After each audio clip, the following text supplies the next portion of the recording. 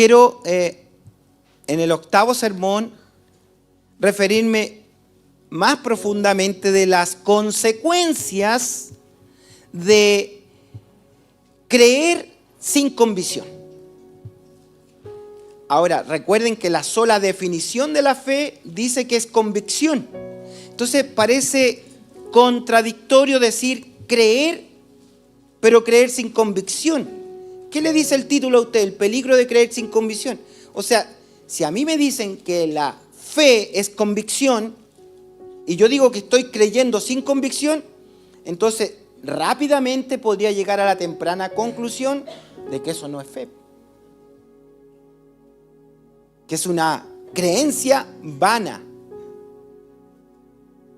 Entonces veamos este sermón y lo vamos a basar en un pasaje que también es contradictorio, está lleno de contradicciones, Juan 6, del 60 al 71. Vamos a leer la palabra del Señor.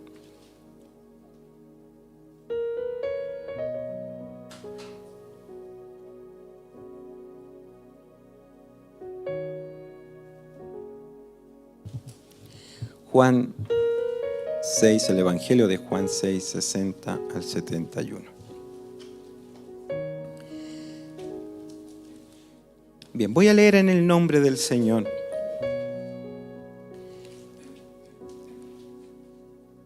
Al oírlas, se refiere a palabras que vamos a citar dentro del sermón. Al oírlas, muchos de sus discípulos dijeron: dura es esta palabra, ¿quién la puede oír?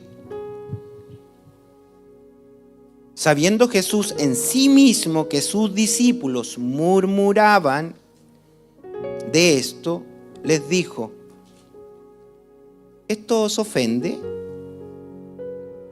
Pues que si viereis al Hijo del Hombre subir a donde estaba primero, el Espíritu es el que da vida, la carne para nada aprovecha. Las palabras que yo os he hablado son espíritu y son vida. Pero hay algunos de vosotros que no creen. Note que está diciéndole a los discípulos. Esta no es una predicación evangelística, es un mensaje a los que le rodean, sus discípulos que acaban de murmurar. Y él le dice: ¿esto les ofende? Pero hay algunos de vosotros que no creen. ¿Por qué están con él si no creen? Porque Jesús sabía desde el principio quiénes eran los que no creían. El Señor sabe. Y quién le había de entregar.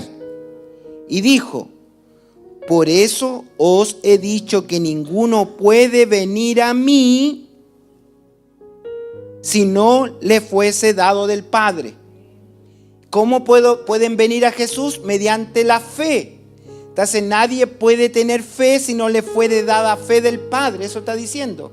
Dice que no creen. Entonces, ¿cómo pueden venir si no fuere dado del Padre? Y cuando él hace esta declaración con una palabra fuerte, dura ante ellos, confrontando su manera de pensar, porque los pensamientos no tienen cuerpo. Puedo ver una cara sonriente, puedo ver un hermano espiritual, un hermano que canta lindo, pero no veo pensamientos. Pero el Señor escudriña mentes y corazones. Y esta palabra dura provoca efectos. Vea, esto es solo coincidencia, no hay ni la marca de la bestia ni nada. Juan 6:66. Desde entonces, desde ese momento, muchos de sus discípulos, ¿qué pasó? Se volvieron atrás y ya no quisieron andar con él, ya no andaban con él. O sea, hubo un abandono. Dijo entonces Jesús a los 12, o sea, a su círculo más cercano. Recuerde que el Señor tenía muchos discípulos. Dijo entonces Jesús a los 12, hace esa distinción entre discípulos y los 12, aunque los 12 son discípulos, pero hace la distinción el texto. Y les dice, ¿queréis acaso iros también vosotros? ¿A ustedes también quieren irse? Le dijo Simón Pedro, Señor, ¿a quién iremos? Tú tienes palabras de vida eterna. Note aquí, y nosotros sí hemos creído y conocemos que tú eres el Cristo, el Hijo del Dios viviente. Jesús le respondió, ¿no os he escogido yo a vosotros los 12? Acá hay un tema para otro sermón, no lo voy a tratar hoy. Y uno de vosotros es diablo. O sea, el Señor también hizo una elección a alguien que tiene estas características. Hablaba de Judas Iscariote, hijo de Simón, porque este era el que le había de entregar y era uno de los 12. Amén. Que el Señor nos dé de su gracia. Tengamos una palabra de oración.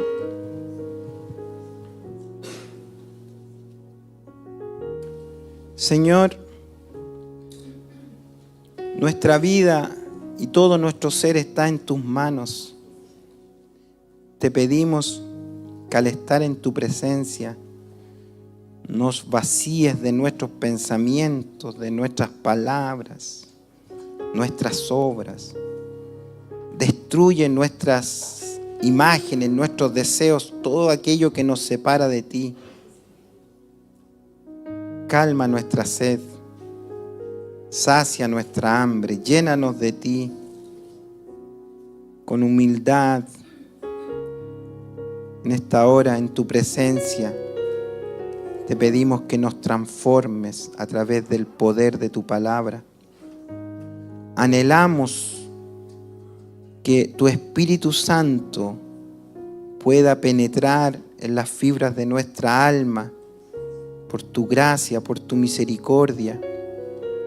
Esperamos que tus palabras traigan luz e iluminen nuestra mente, nuestro corazón. Prepara nuestro espíritu para escuchar tu palabra, para meditar en ella. Déjanos, Señor, déjanos ser seducidos por tu palabra. Tócanos por ella, guíanos, Señor. Háblanos lo que quieres para nosotros. Decláranos tu voluntad. Líbranos de nuestras convicciones para entrar en la convicción que tú coloques en nuestra alma.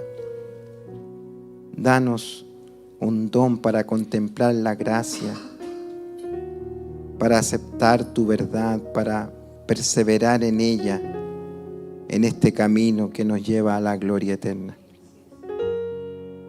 Coloca gracia en mis labios, te lo pido en el nombre de Jesús. Amén. Les mostraba recién que hemos recorrido 7 sermones en esta serie y hoy vamos a revisar un tema un tanto complejo, pues nos vamos a referir a aquellos que abandonan, abro comillas, su fe. Y queremos que al cabo de este sermón podamos tener una claridad en nuestro espíritu de la diferencia entre los que abandonan su fe a la fe de Jesús. Hay distinción entre lo que yo creo y la fe que se me otorga por gracia. Porque la fe que se me otorga por gracia viene nutrida por un sustento sólido en la palabra de Dios. La fe que yo genero o creo generar está basada en lo que yo pienso. Entonces, algunos transitan parte del caminar basados en sus creencias y no en la fe de Jesucristo. Muchos caminan con fe en Jesucristo sin tener la fe de Jesucristo. Esa palabra marca un abismo de diferencia. en con D. ¿Creo en Jesús o creo en la fe que me otorga Jesús? Veamos el sermón.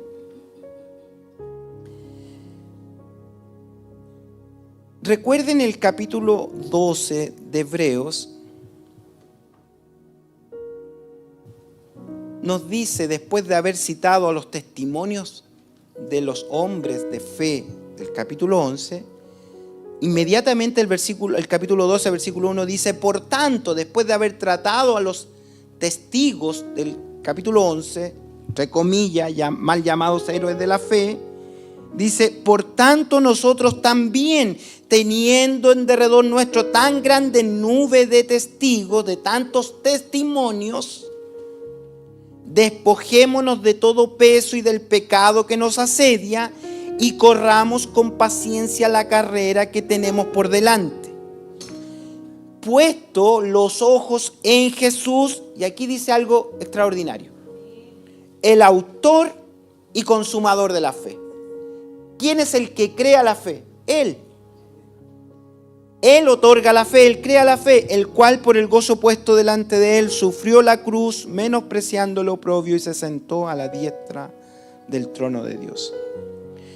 Entonces, la fe de Jesús y no la fe en Jesús es la que debe dictaminar los fundamentos que van a hacernos firmes en nuestro camino. No es lo que yo crea en Jesús, sino es lo que yo crea de Jesús. Espero estar siendo claro. A veces decimos, crea en Jesús y será salvo. Y las personas creen lo que su mente, y muchos mente entenebrecida, piensan de Jesús. Y lo ven de ojitos azules, barba, con la paz, vive como quiera. No, yo creo a Jesús, el Jesús de la paz. Y eso es lo que cree de Jesús. Eso es lo que cree en Jesús. Y así dice, no, si yo creí en Jesús, pero cree en un Jesús biográfico.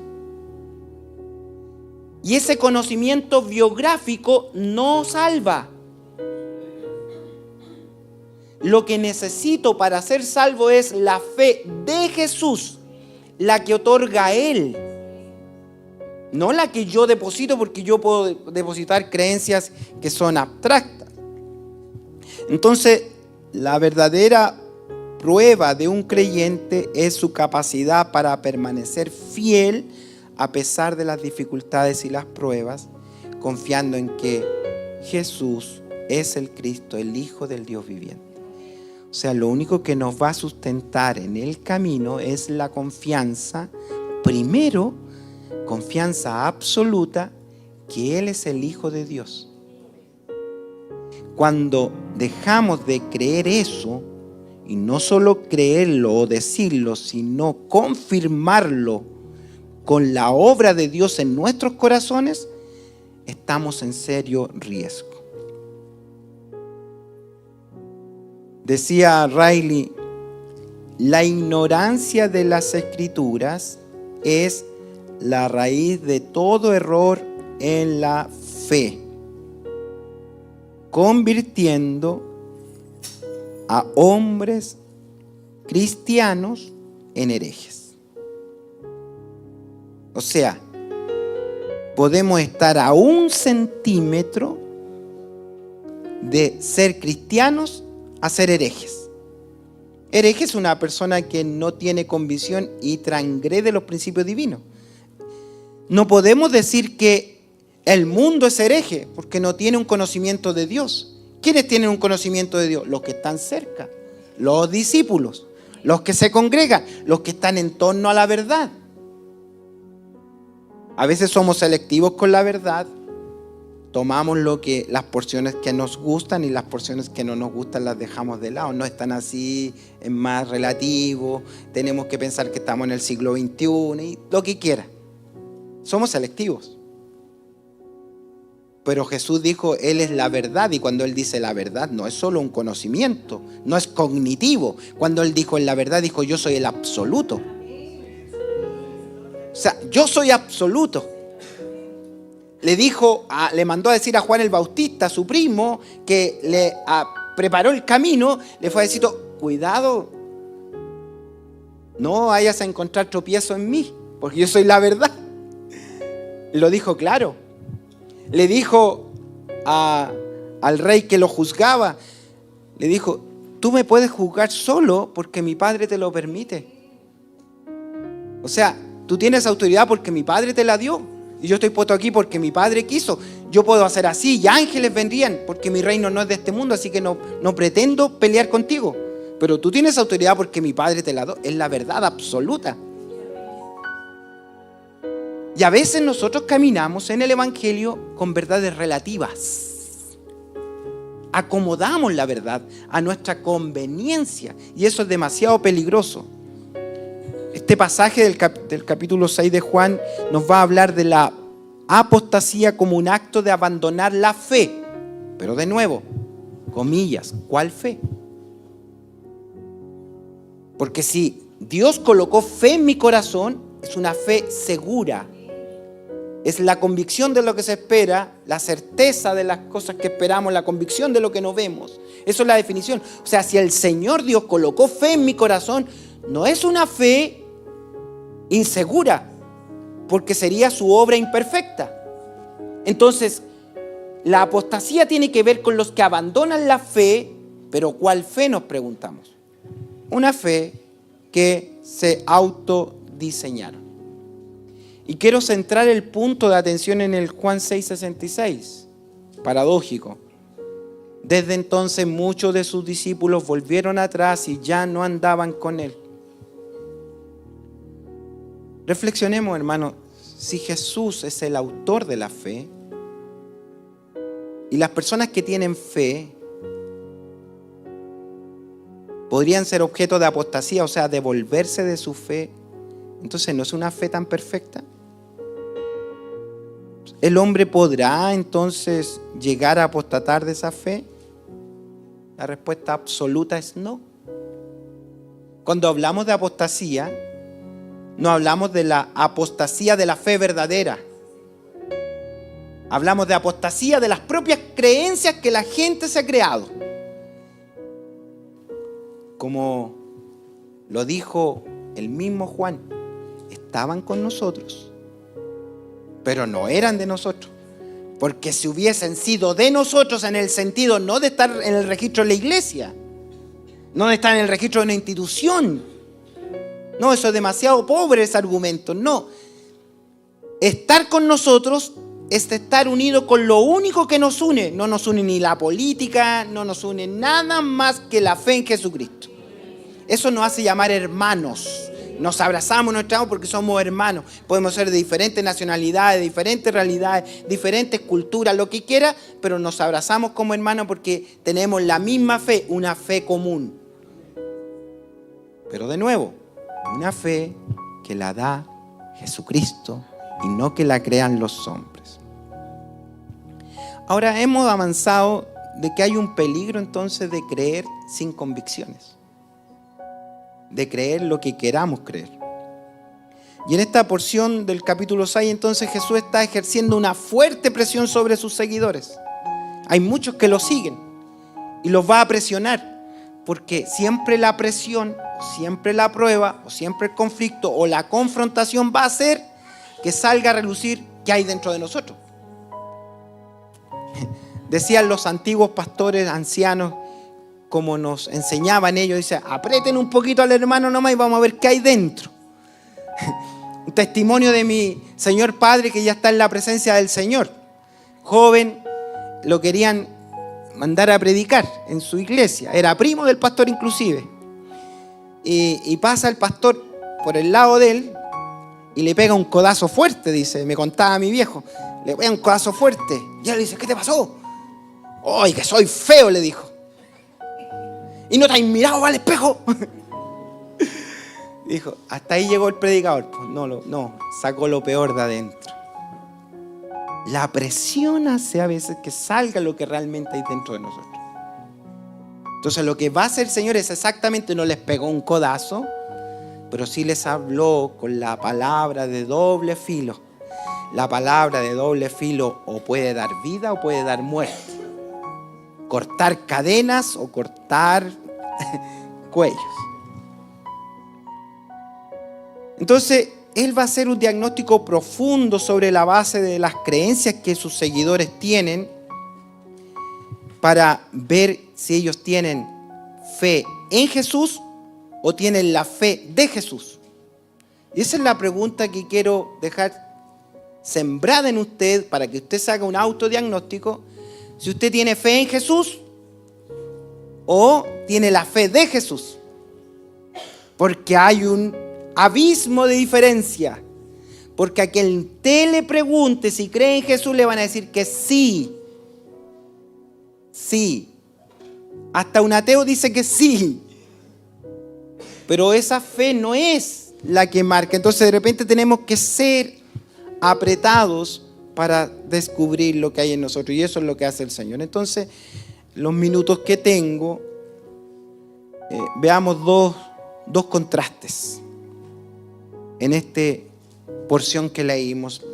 Primero, contrastemos la apostasía de un falso creyente. Apostasía es volverse atrás. Ellos le seguían y dice que ya no anduvieron con él. ¿Qué? Se devolvieron. Eso es apostasía. Devolverse de lo que yo he profesado. ¿Qué hace que una persona se devuelva de lo que ha profesado? ¿Por qué deja el camino? ¿Por qué deja el evangelio? ¿Por qué deja de congregarse? ¿Por qué? ¿Por qué da un paso atrás? Múltiples razones. Pero una de ellas es que era un falso creyente. Estaba autoengañado. Y segundo, el otro contraste, veamos cómo se expresa la fidelidad de un genuino creyente. Y ahí, en este análisis, en este escáner, podamos nosotros esta mañana llegar a la conclusión de cómo estamos sustentando nuestra fe. La apostasía del falso creyente, del versículo 60 al 66. Voy a tomar solo algunos versos.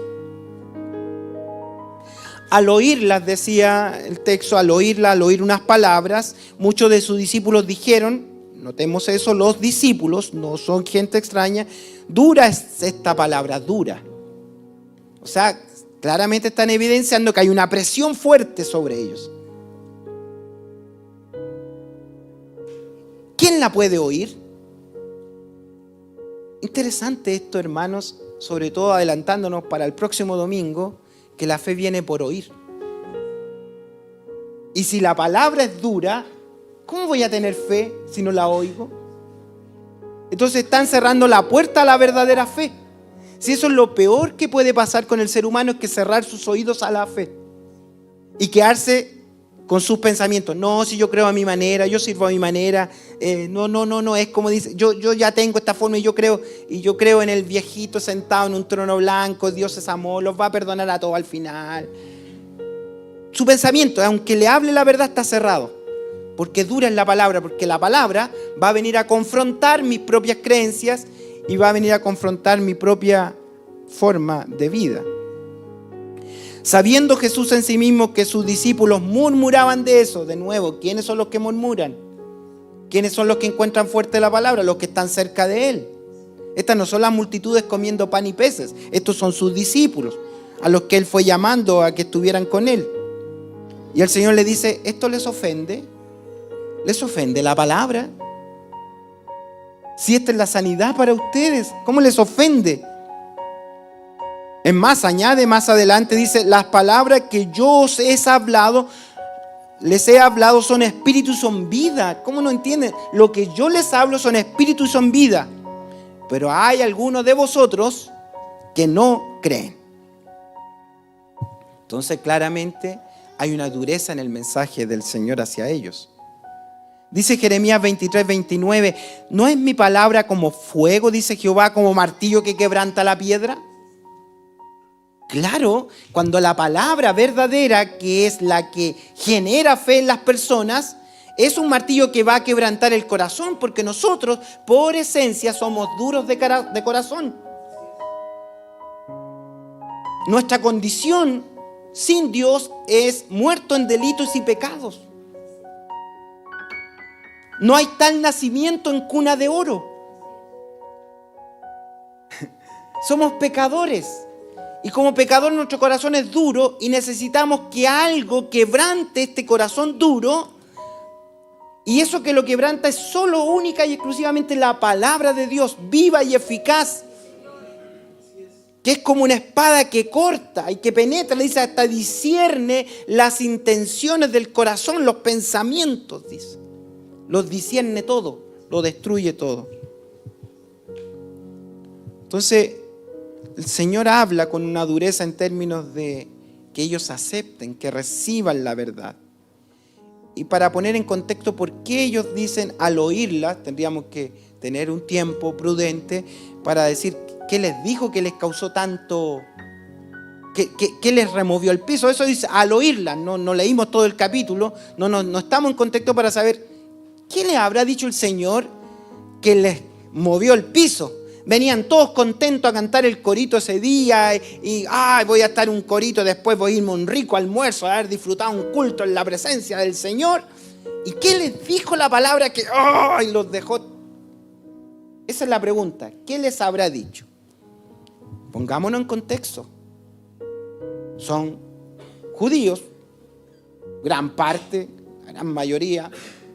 No tenemos, excepto los 12 discípulos que podemos identificarlos, pero la gran mayoría deben ser judíos. Tienen sus bases, tienen sus creencias.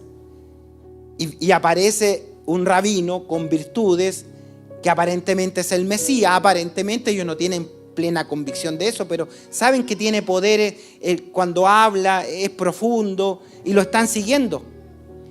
Pero ellos tienen un concepto de Dios formado desde su infancia a su manera. Ellos están amarrados a la tradición, a la cultura y a lo que ellos creen que está bien. Ellos no van a aceptar un cambio. Ellos tienen como pilares de su fe el templo, las tradiciones, la religión, la cultura, todo. Ellos no están dispuestos a cambiar. No están dispuestos a cambiar. No están dispuestos a que le remuevan sus creencias. En Chile es muy común, no sé si no sé de nadie, pero es muy común, sobre todo en el sur, que detrás de las puertas hay una cruz con un hilo rojo. No sé de qué, palque, no sé lo que es el palque, pero palque, que es para ahuyentar espíritus. Es muy común en Chile, en nuestra cultura, que a los guaguitas cuando nacen le colocan una cintita roja, no sé para qué. Para que no lo ojeen. Ya, listo. Creencias. Podemos seguir haciendo un largo listado. Póngase en la cultura de ellos. Y viene Jesús y les contrasta sus creencias. Le dice, hermano, ya no coloque una cruz de palque detrás. Pues, si usted está cubierto con la gracia del Señor. Usted fue llamado a libertad. ¿Qué anda guardando el 1 de noviembre? El Día de los Muertos, celebra el Día de los Muertos. Yo la única vez que le encontré gracia al Día de los Muertos, cuando vi Coco. Me pareció emotivo. Eso es el dato freak del día, ¿no? Recuérdame. Fue la única vez que sentí como nostalgia, pero no. Y hay muchas cosas.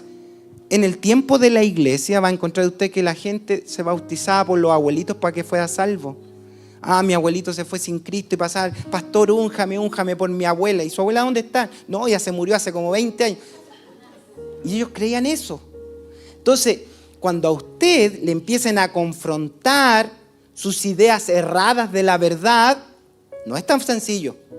¿Y qué está haciendo el Señor? Miren lo que les dijo. Voy a solo citar algunos versos, después usted los lee en casa, anteriores a esta porción en el capítulo 6, por cierto. El Señor lo primero que les dijo, ¿saben qué? Vuestros padres comieron pan en el desierto, pero eso no era el verdadero pan. ¿Qué? No, no era el verdadero pan. Moisés no les dio el verdadero pan.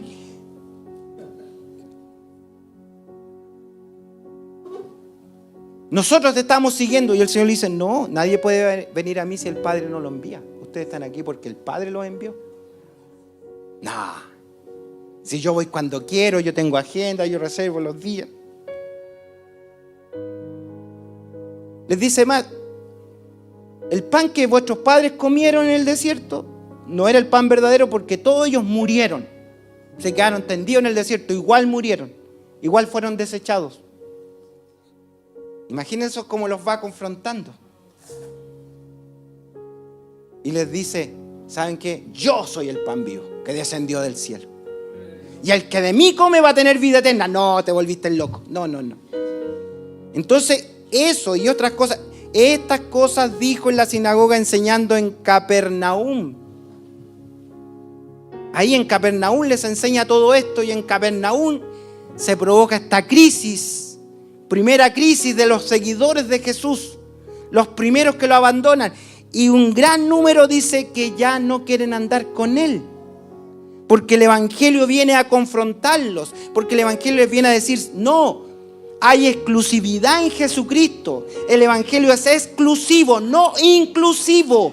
La sociedad idealista de este siglo XXI con sus ideologías nos dice que tenemos que ser inclusivos. Eso no es verdad. Tenemos que ser respetuosos todo lo que quiera, pero la verdad es absoluta, es una sola, es exclusivo. Jesús no tiene comparación, no se compara con nada ni con nadie. No es Cristo y... Eso es lo que los viene a confrontar, la exclusividad de permanecer firme en el Evangelio. Los resultados de creer sin convicción de fe entonces se verán reflejados ante la presión de la propia palabra de Dios. Desde entonces, muchos de sus discípulos volvieron atrás y ya no andaban con Él. Por eso que Juan después va a decir, salieron de nosotros, pero no eran de nosotros, porque si hubiesen sido de nosotros, habrían permanecido. Y ahí está la clave. Para ser discípulos, tenemos que permanecer en Él. Todo pámpano que en mí no lleva fruto es cortado, pero todo pámpano que permanece en mí vive para siempre. Terminando este punto, algunos insignes predicadores se refirieron a la apostasía. ¿Cómo llega la apostasía? ¿Por qué se genera esta apostasía? Una sola razón. Porque la gente, las personas, sustentan sus creencias en fundamentos errados. Si sacamos la Biblia de nuestras creencias y predicamos emociones y gustos temporales, vamos a ser raquíticos, vamos a ser discípulos que siguen a Jesús, pero que no tienen la fe de Jesús. Y muchos dicen creer en Jesús sin tener la fe de Jesús. Y eso sí que es terrible. Es un autoengaño. El apóstol Pablo, hablando en 2 Timoteo sobre nuestros tiempos, dice: vendrá tiempo cuando no sufrirán, no querrán oír las palabras duras de la sana doctrina, sino que van a tener comezón de oír, se amontonarán maestro, ¿conforme a qué? Sus propias concupiscencias, y apartarán de la verdad el oído y se volverán ¿a qué? A las fábulas. Dile a tu hermano que le va a ir bien, dile que tiempos mejores están por venir, dile que viva como quiera. Total, Dios los ama a todos, Dios los acepta a todos, ven como quieras, y eso no es verdad. El llamado bendito del Evangelio es venir a la exclusividad de Jesucristo y entregarle todo nuestro ser, alma y cuerpo entero al Señor, para que Él obre con su palabra en nuestras vidas, porque su palabra es poder y vida, y Él hace transformaciones. Calvino, el reformador, decía: la apostasía es el resultado de escuchar y seguir la voz del enemigo en lugar de la voz de Dios, que es lo que hizo Adán y Eva, escuchar la voz del enemigo. y seguir bajo sus propios criterios, comer del árbol de la ciencia, que es muerte. Spurgeon, el insigne predicador, decía: la apostasía no comienza en el corazón de los cristianos, sino en el corazón de los religiosos que han abrazado la mundanalidad y la falsa enseñanza. Ahí está. Entonces, ¿quién puede apostatar? Aquel que no tiene la fe verdadera. Apostata de un sistema religioso, pero no, uno que está en Cristo no puede apostatar de la fe porque tiene la fe verdadera. ¿Quién apostata de la fe? Aquel que tiene una creencia engañosa, porque su creencia es vacilante, es como la hoja que se la lleva el viento, es como las ondas del mar, dice Santiago, que es llevado de aquí para allá, porque un día está lleno de emociones y otro día no tiene ninguna gana de hacer nada para el Señor, deja todo. Entonces, el Señor no trabaja así en la vida, el Señor trabaja con veracidad, y los que tienen la fe verdadera están dispuestos a llegar hasta la muerte por defender la verdad, porque la iglesia es columna y baluarte de la verdad. La verdad no se tranza. Amén, amén. Entonces la apostasía va a ser una forma de rechazo a la autoridad de Dios, y es el resultado de permitir que el pecado y la tentación tomen el control en lugar de obedecer a la palabra de Dios. Dios nos libre. Lo último y segundo, la fidelidad del genuino creyente. 67 en adelante. ¿Cómo es el genuino creyente? ¿Cómo es? Dijo entonces Jesús a los 12, después de ver el espectáculo, yo me imagino el corazón de Jesús. Yo me imagino, es como que esta mañana esté predicando y la mitad de ustedes se para y se va de pronto y todos quedamos, y aquí pasamos a ver un cable y todos como que nos desconcentramos, y es propio, ¿cierto? Cualquier cosa nos distrae. Entonces, imagínense que usted, la mitad de ustedes, se para y toma su sombrero, decían antes, cuando a alguien le caía mal en la antigüedad. Todos tenían los sombreros ahí y decían, toma el sombrero y se va. De ahí viene el dicho, porque se paraban de la reunión, tomaban el sombrero y se iban, porque les cayó mal algo. Imagínense aquí qué pasaría, cómo quedaríamos estupefactos. Y yo ahí medio temblé que la mitad se pare y se vaya. No estoy de acuerdo, no. Muy legalista el pastor. No estoy de acuerdo. Imagínense la conmoción que provocó. Entonces dijo Jesús a los 12, ¿quieren irse acaso también ustedes? ¿También quieren irse ustedes? Le dije, ¿quieren irse? Entonces ese quieren irse es el escáner. En la máquina.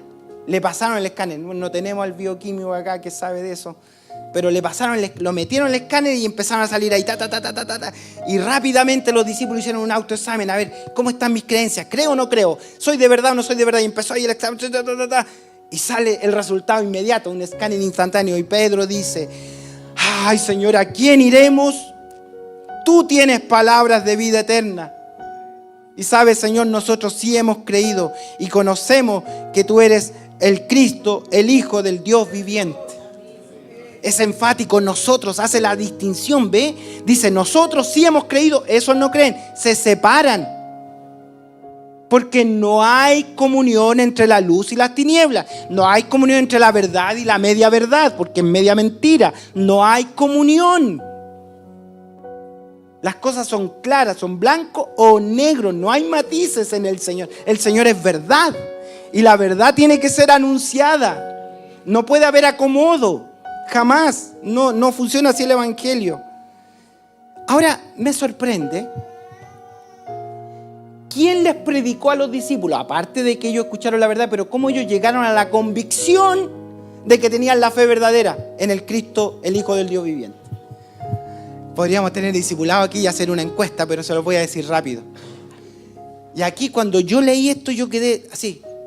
Me reventó el cerebro. Y yo le dije, Señor, ¿y cómo los discípulos llegaron a esa convicción de que tú eras el Hijo del Dios viviente? Porque todavía no es la declaración de fe que va a ser al final del ministerio Pedro. Este es al principio. Entonces, él recibió este conocimiento de otra manera. ¿Quién le dijo? ¿Nicodemo? ¿Los fariseos? ¿El mismo Jesús? ¿Cómo llegan a la convicción de que es el Hijo de Dios, el Hijo del Dios viviente? Lucas 4:34. Descendió Jesús a Capernaum, la misma región, ciudad de Galilea, y les enseñaba en los días de reposo. Estaba en la sinagoga, dentro de la sinagoga, un hombre que tenía espíritu de demonio inmundo, el cual exclamó a gran voz diciendo: déjanos, ¿qué tienes con nosotros, Jesús Nazareno? ¿Has venido para destruirnos? Te conocemos que eres el Cristo, el Santo de Dios. Y lo digo, ¡wow! Los que le predicaron a los discípulos en la sinagoga fueron los demonios.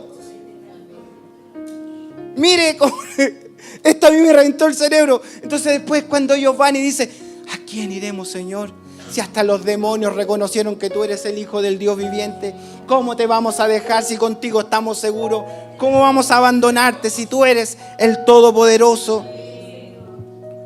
La convicción de Jesús es la que nos va a bastar para sostenernos en medio de las pruebas, en medio de la deserción de otros, en medio de los que apostatan de la fe. La preservación y la glorificación de los verdaderos creyentes dada por la gracia del Señor. La fe viene por el oír, y el oír la palabra del Señor. Entonces el Evangelio, hermanos, concluyo, no es un mensaje atractivo para todos. No. Muchas veces puede ser rechazado por aquellos que no están dispuestos a aceptar las demandas del Evangelio. Podemos ser rechazados en nuestras convicciones. A pesar de esto, los verdaderos creyentes permanecen firmes en su fe, incluso cuando enfrentan esos días más amargos, más conflictivos, más dolorosos. Si Dios es real, ¿por qué paso por la enfermedad? ¿Por qué paso por esta crisis? ¿Por qué paso por este dolor? ¿Por qué estoy sucediendo esto? ¿Por qué la injusticia? Porque el Señor cada día quiere demostrarle que en usted está la fe verdadera. Y que usted va a permanecer en pie. No, yo sé a quién he creído. El apóstol Pablo no dice yo sé en quién he creído. No dice yo sé en quién he creído. Él se para y dice yo sé a quién he creído. Y es poderoso para guardar mi depósito para aquel día. Él es poderoso para guardarme. Yo sé a quién he creído. La fe y la confianza son fundamentales entonces para mantenernos firmes en este camino. Concluyamos.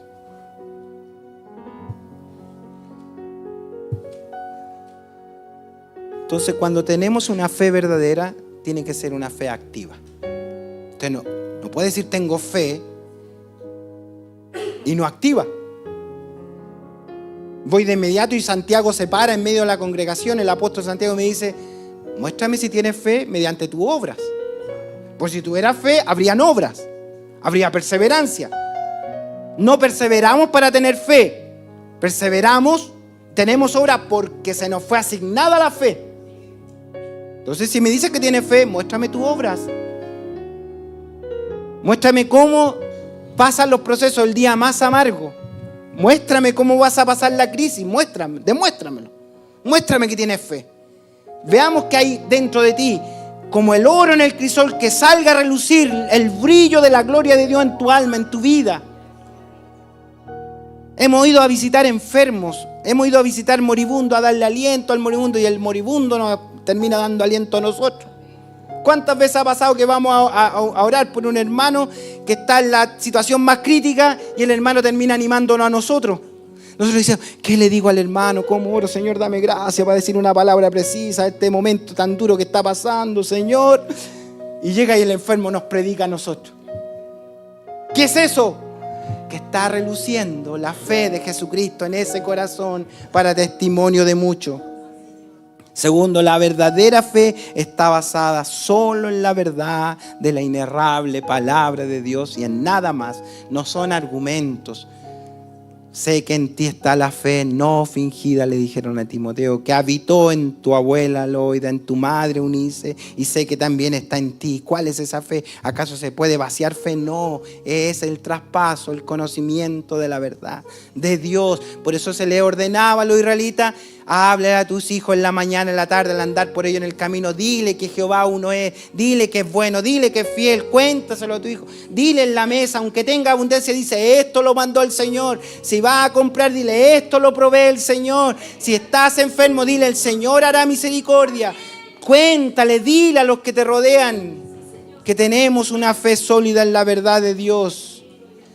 La verdadera fe es una fe que nos va a hacer perseverar en la gracia para que nuestra alma sea preservada del mal.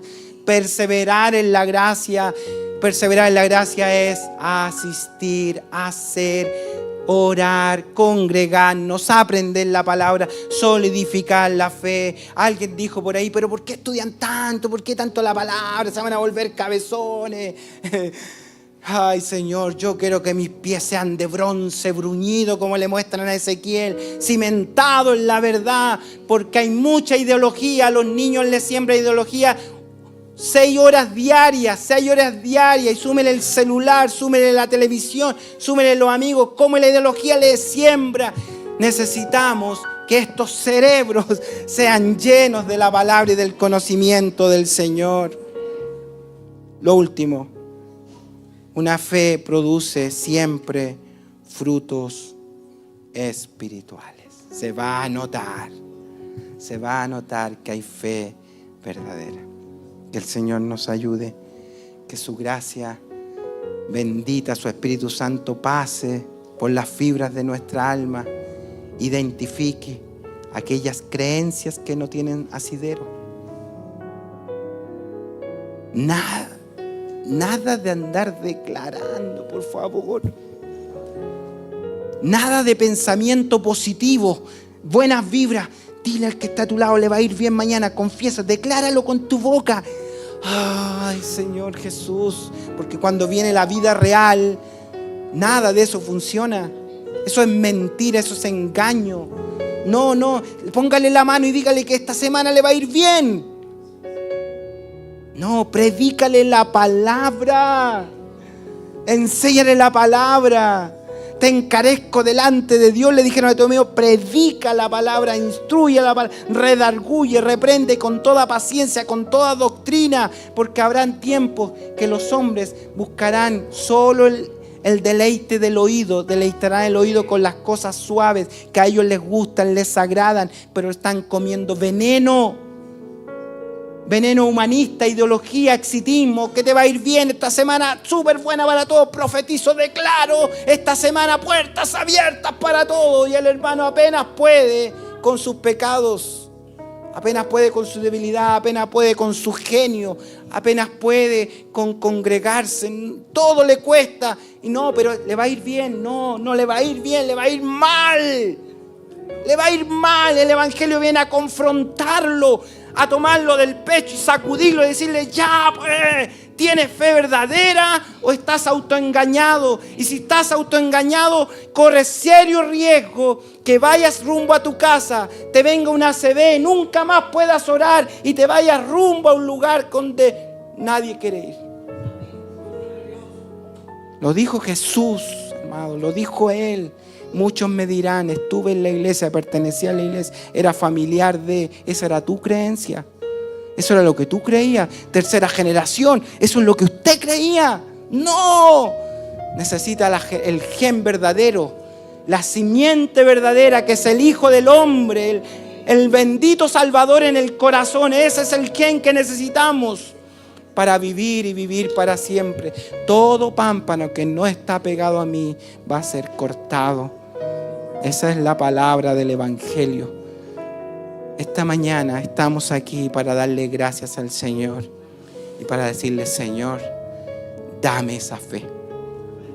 Como le dijeron los discípulos, Señor, aumentanos la fe, aumentame la fe, Señor.